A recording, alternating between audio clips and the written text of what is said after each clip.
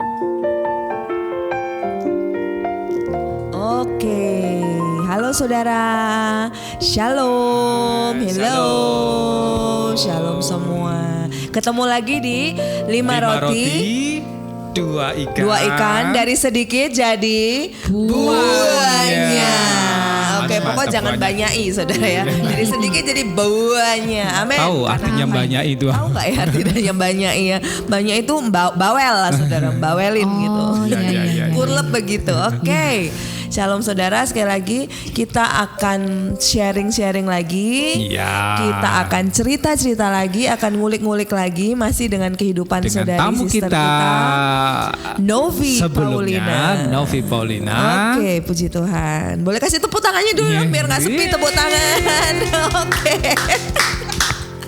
Puji Tuhan. Oke, minggu lalu kita udah bahas saudara bagaimana Novi berproses tentang sejak dari kecil gitu ya dengan keluarga, memiliki keluarga yang tidak harmonis, kemudian ada latar belakang yang tidak enak lah, pokoknya masa kecilnya sangat-sangat tidak enak,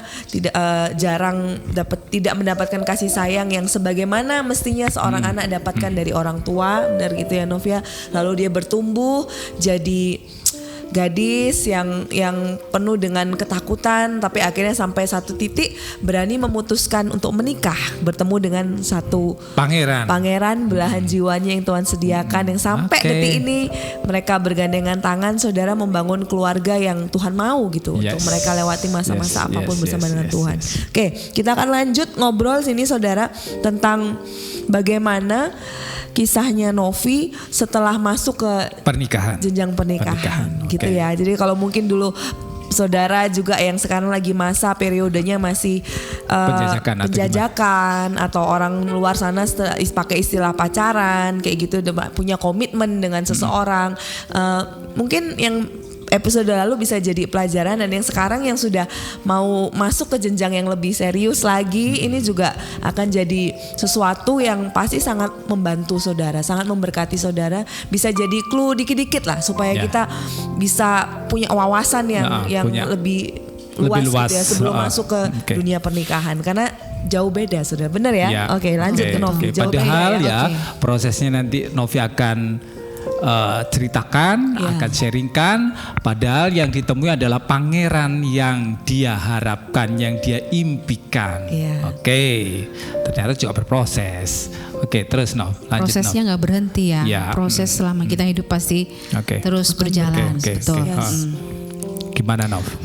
Jadi pada waktu kamu sudah selesai masuk seremonial perayaan pemberkatan ya, bagaimana berbahagia ketika mengalami hari pernikahan, wedding day itu. Setelah itu di luar sana juga saudara mungkin ya ada banyak yang masih beranggapan bahwa ini bukan satu anggapan yang salah sih, ini benar juga bahwa pernikahan itu untuk mencari kebahagiaan, untuk mendapatkan keturunan, membangun keluarga yang kuat, yang bahagia, yang harmonis. Satu kita akan menghabiskan spending waktu bersama sampai maut memisahkan gitu ya, menemukan cinta dan akan banyak cinta di sana. Tapi ternyata ketika kita memasuki itu justru kita terkaget-kaget ya. Bahkan kadang itu nggak banyak yang akhirnya merasa menyesal menikah. Betul ya. Apakah di luar sana ada juga saudara yang ketika akhirnya masuk dalam dunia pernikahan ada rasa penyesalan yang luar biasa, dan rasa menyesal itu akhirnya yang akan membuat saudara untuk berhenti berjuang sebenarnya. Padahal cinta, kasih dalam pernikahan itu sesuatu yang harus terus diperjuangkan seumur masa hidup kita, selama kita masih diberi nafas dengan pasangan kita, bukankah demikian? Iya, benar. Betul ya, monggo dong diceritain. Malah banyak yang akhirnya mengakhiri komitmen, karena tidak tahan, memilih untuk kalah. Memilih untuk kalah. Berhenti. Iya, memang betul. Mungkin bayangan kita pada saat aku pribadi pada saat mau menikah, wah enak nih kayaknya menikah, aku bakal lebih bahagia karena aku sudah mendapatkan sosok pria yang selama ini aku mau ada di dia gitu loh, sosok pria yang dewasa, yang ngayomi, yang bisa menenangkan hati gitu loh. Ternyata sebetulnya pernikahan tuh malah awal babak episode baru dari perjalanan panjang kita sebetulnya ya kan. Kita pikir pernikahan itu ending dari kebahagiaan kita gitu loh ya kan. Kalau di cerita sinetron ketemu pangeran, titik puncak kebahagiaan. Tamat, tamat. Ya kan, seneng gitu. Padahal kalau mau diterusin episodenya bisa beribu-ribu itu, nggak akan ada habisnya.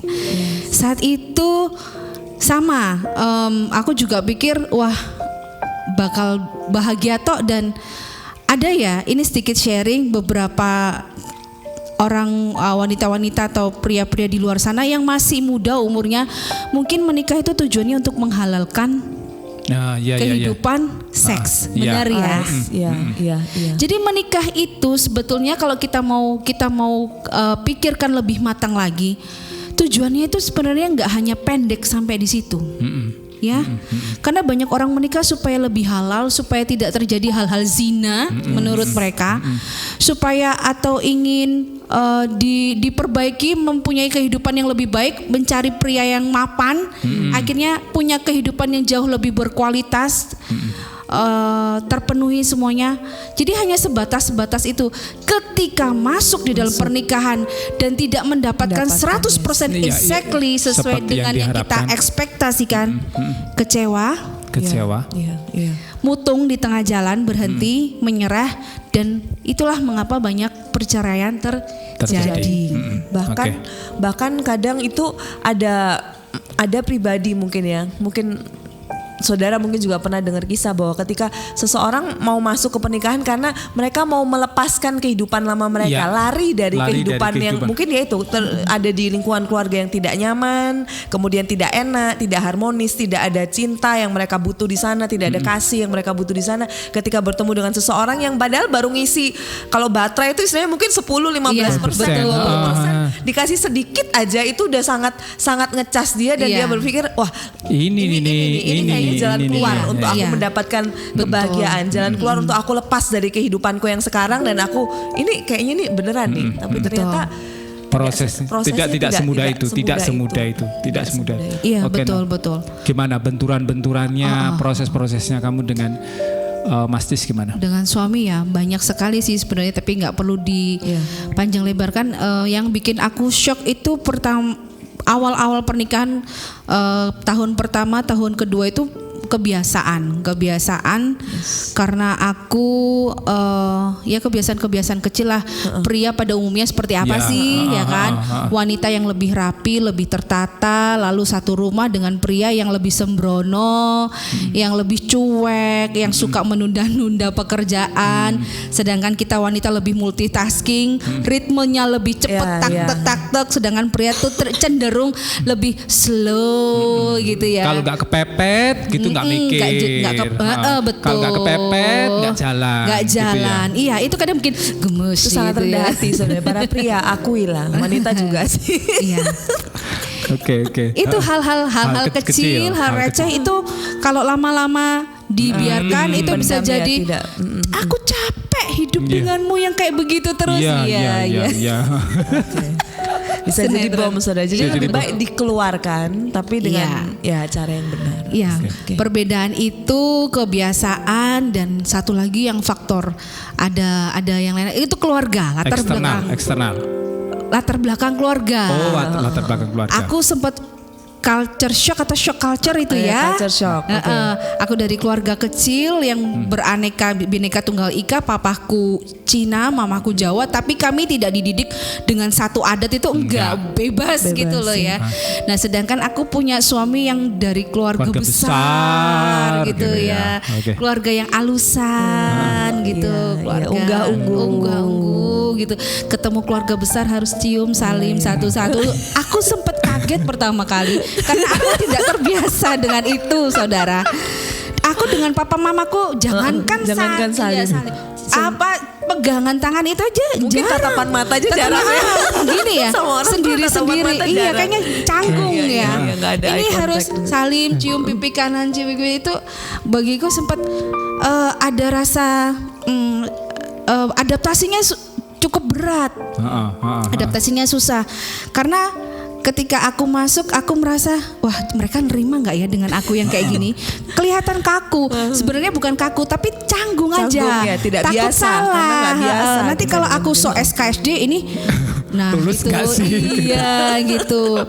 Kadang itu kalau ada orang yang lebih tua datang gitu, kita ketemu, aku lupa untuk salim itu sudah dikira Sudah aku jadi tidak masalah ya, Bu, sopan. ya? Itu udah Iya. jadi masalah. Itu jadi intimidasi Itu sudah ya. itu sudah dibicarakan. betul. Jadi bahan. Wah, Jadi bahan. Ini mantunya, ini istrinya Christian, Mas Chris kayak gini. Sempat itu aku mengalami. Ini istrinya dari planet mana Iya, gitu ya. kok nggak tahu unggah unggu, kok cuek orangnya, nggak yang ya gitu.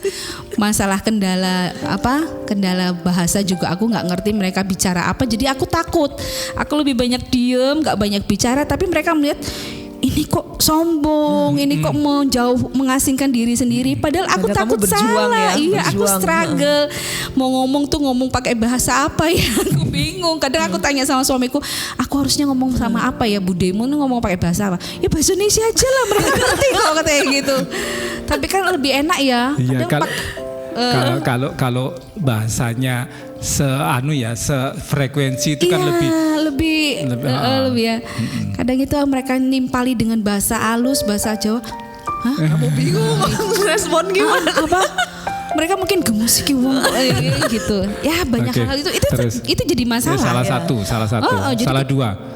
Salah dua, salah tiganya enggak apa ya? Ya kira-kira hanya itu aja sih.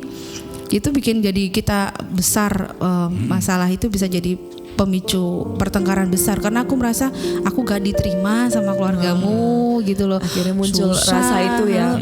Kayak gitu. Terus ya konflik demi konflik gitu. Ya tapi untungnya puji Tuhan ya sekali lagi suamiku ini dewasa. Iya. Kedewasaan itu menyelamatkan pernikahan, saudara. Yes. Kedewasaan kata kunci. menyelamatkan pernikahan. Bukan kedewasaan orang lain ya, sudah kedewasaan kita sendiri. Jadi kadang-kala kalau kita ada masalah kita cari ke orang lain, kita tuntut jawaban. Nah, kita harus seperti apa. Padahal kuncinya sebenarnya Dalam diri kita, kedewasaan. Iya. Okay. Kedewasaan dia itu aku melihat dia itu mau mengerti aku dan aku juga belajar mau mengerti dengan segala kekuranganku. Kedewasaannya dia itu mau menjadi pendengar. Jadi ketika aku berkeluh kesah, kenapa keluargamu begini, kenapa kebiasaanmu kok seperti itu, dia mau jadi pendengar yang baik, tetapi tidak sibuk membela diri. Yes. wow. Kunci lagi nih. Dia tidak Kunci sibuk membela diri dan tidak cepat marah. Misal saya mulai protes, Komplain mengeluh, gitu. kamu kok begini, dia nggak langsung yang Enggak. Defense ya, Enggak atau defense. membela diri atau berusaha. begitu, tidak, nggak langsung itu. Dan dia memilih kata-kata yang tepat yang tidak akan menyakiti saya. Yes. Jadi lebih bijak untuk berkata-kata. 11 tahun ini boleh dicek ya. 11 tahun aku menikah, tidak ada pernah satupun kata yang keluar dari mulutnya itu yang menyakiti hatiku. Oh my god. Oh Tidak my ada. God. Betapa beruntungnya dia. Kalau kamu Nah itu dia masalah. Mari kita berdoa bersama-sama.